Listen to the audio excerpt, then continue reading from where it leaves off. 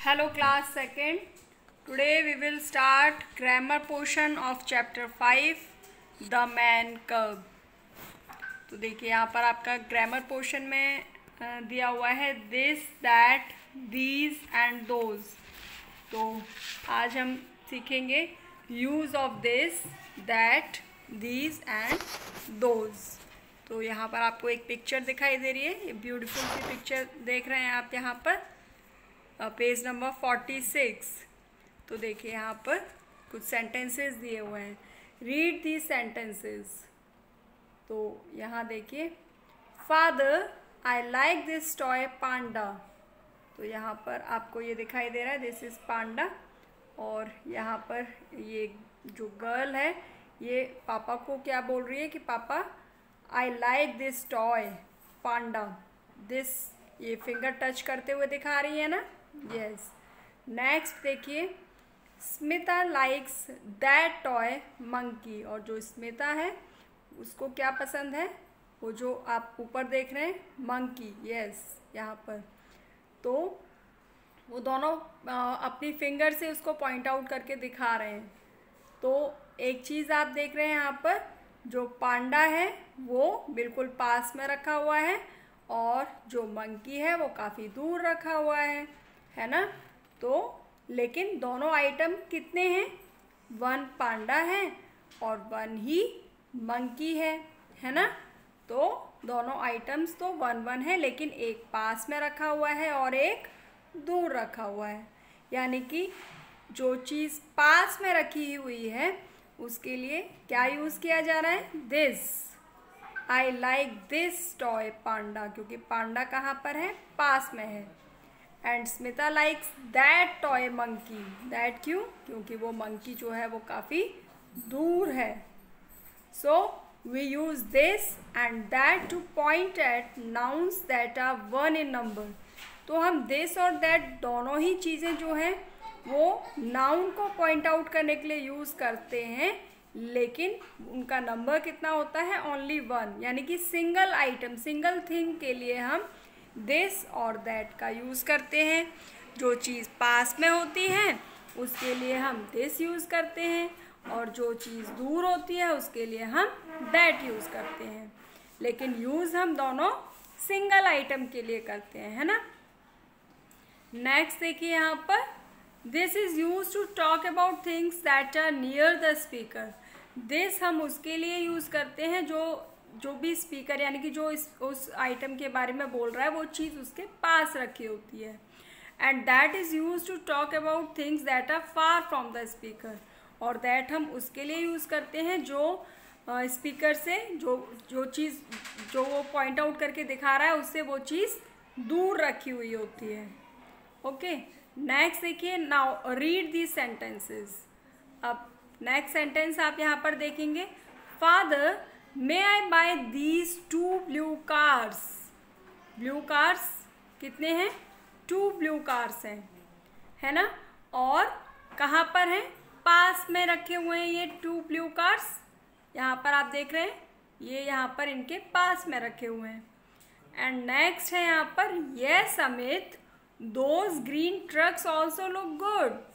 और जो वो ग्रीन जो आपको दिखाई दे रहे हैं ट्रक वो भी बहुत सुंदर लग रहे हैं, लेकिन आप देख रहे हैं कि जो ब्लू कार्स हैं वो पास में रखी हुई हैं और जो ग्रीन ट्रक हैं वो काफ़ी दूर रखे हुए हैं। तो दीज और दोज हम एक चीज़ से अगर ज़्यादा चीज़ें होती हैं यानी कि मोर देन वन थिंग अगर होगी तो हम उसके लिए दीज या दोज यूज़ करते हैं। जैसे हम पास की चीज़ के लिए पास में रखी हुई एक चीज़ के लिए दिस यूज़ करते हैं, और पास में रखी हुई ज़्यादा चीज़ों के लिए हम दीज यूज़ करते हैं, है ना।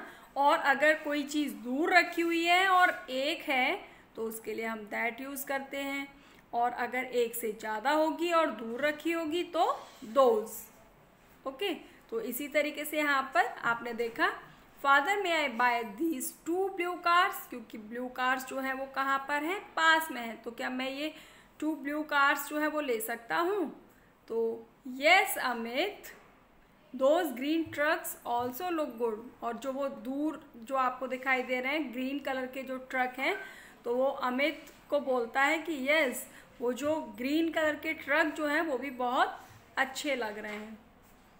सो we use these and those to point at nouns that are more than one.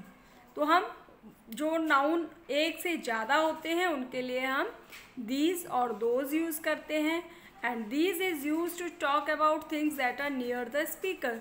और हम दीज किसके लिए यूज़ करते हैं? जो आइटम्स हमारे पास रखे होते हैं, और दोज जो आइटम्स हमसे दूर रखे होते हैं। Those is use to talk about things that are far from the speaker. Okay, तो क्लियर है दिस, दैट, दीज, दोज। आप इस पर बेस्ड कोई भी अगर एक्सरसाइज होती है तो आप कर सकते हैं। चलिए एक बार ट्राई करते हैं। Turn to next page. यहाँ पर देखिए आपको एक्सरसाइज दी हुई है, exercise A. Look at the picture and complete the sentences using this, that, these and those, and one has been done for you. यहाँ पर आपको एक्सरसाइज दी हुई है, इसमें आपको this, that, these, those fill करना है। तो देखिए दिस यहाँ पर दिया हुआ है, dash is my pet cat. अब आप देख रहे हैं जो गर्ल है, वो जो कैट है वो उसके गोदी में है, तो वो बिल्कुल पास में है, तो वो उसके लिए क्या यूज़ किया जाएगा? कैट सिंगल है और पास में है, तो this is my pet cat. Okay, next देखेंगे यहाँ पर, डैश एप्पल्स आर रेड। अब एप्पल्स, आप यहाँ पिक्चर को देखिए, ऑब्जर्व करिए, एप्पल्स कहाँ हैं? इस बॉय के पास में है या दूर हैं? दूर में है ना, दूर रखे हुए हैं, तो दूर हैं। और एप्पल्स, एप्पल से क्लियर हो रहा है कि एप्पल एक एप्पल नहीं है, एप्पल्स काफ़ी सारे हैं, है ना। और एक से ज़्यादा चीज़ों के लिए हम क्या यूज़ करते हैं? दीज और दोज। और जो चीज़ दूर रखी हुई है उसके लिए दोज, और यही एप्पल्स अगर यहाँ इनके पास रखे होंगे तो दीज, है ना। तो यहाँ पर क्योंकि एप्पल्स दूर हैं तो हम क्या लिखेंगे? Those apples are red. Okay, yes. इसी तरीके से देखिए next, dash books are heavy. अब बुक्स हैं, बुक्स कहाँ पर हैं? बिल्कुल पास में हैं, तो बिल्कुल आप देख रहे हैं उनके साइड में रखी हुई हैं, गर्ल्स के साइड में, जो गर्ल्स यहाँ पर आपको खड़े हुए दिख रहे हैं उनके बगल में रखे हुए हैं। और एक से ज़्यादा हैं, तो एक से ज़्यादा है ये कैसे पता लगाओगे? एक तो ये तो यहाँ पर आपको पिक्चर में दिखाई दे रहा है कि काफ़ी सारी बुक्स हैं, है ना। और अगर यहाँ पर आप देख रहे हो कि बुक्स लिखा हुआ है, BOOKS बुक्स, तो यानी कि बुक जो है वो एक नहीं है, काफ़ी सारी हैं, है ना। तो अगर पिक्चर नहीं भी दी होती है तो आप यहाँ पर देख सकते हो कि जो नाउन है वो सिंगुलर है या प्लूरल है। और अगर प्लूरल है और अगर यहाँ पर आप देख रहे हो कि पास में रखी हुई है बुक्स, तो these books are heavy. Okay, next देखिए, dash kite in the sky is big. अब काइट आपको दिखाई दे रही है, स्काई में है और दूर है ना, और सिंगल काइट है, काफ़ी सारी काइट्स नहीं है यहाँ पर, तो हम क्या लिखेंगे? That kite in the sky is big. Okay, next देखिए, यहाँ पर आप देख रहे हो जो ब्लू कार आपको दिखाई दे रही है, this is near to this girl, so इसके लिए हम क्या यूज़ करेंगे? This car is blue. ये जो कार है ये कैसी है? Blue. Okay, next, dash bus is green.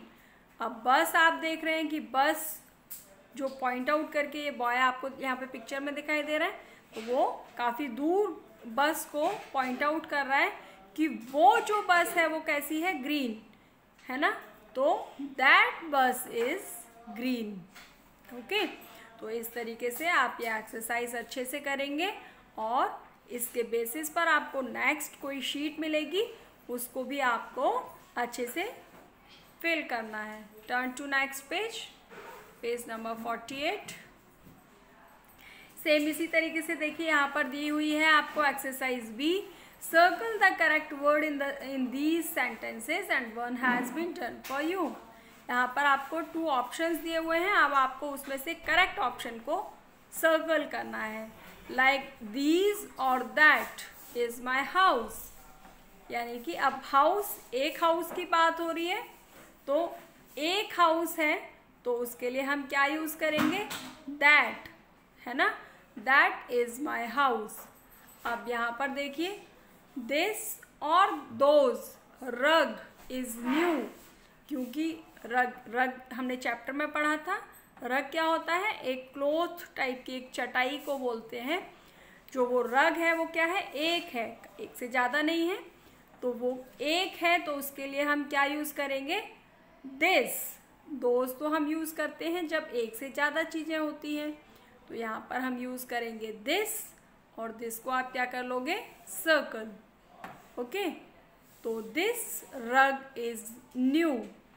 Next देखिए, मनी लिव्स इन दैट और दोज फॉरेस्ट। फॉरेस्ट कितने हैं, वन और मोर देन वन, ओनली वन ना, तो एक फॉरेस्ट है तो उसके लिए हम क्या करेंगे, हम सर्कल करेंगे दैट को।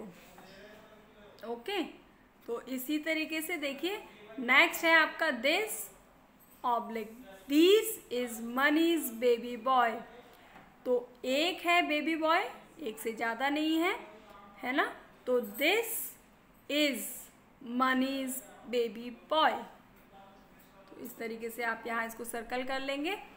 दीज और दिस आर स्पेयर्स, तो क्योंकि आप देख रहे हैं यहाँ पर स्पेयर्स यानी कि प्लूरल है, नाउन जो दिया हुआ है, तो उसमें आप क्या यूज करेंगे, दीज।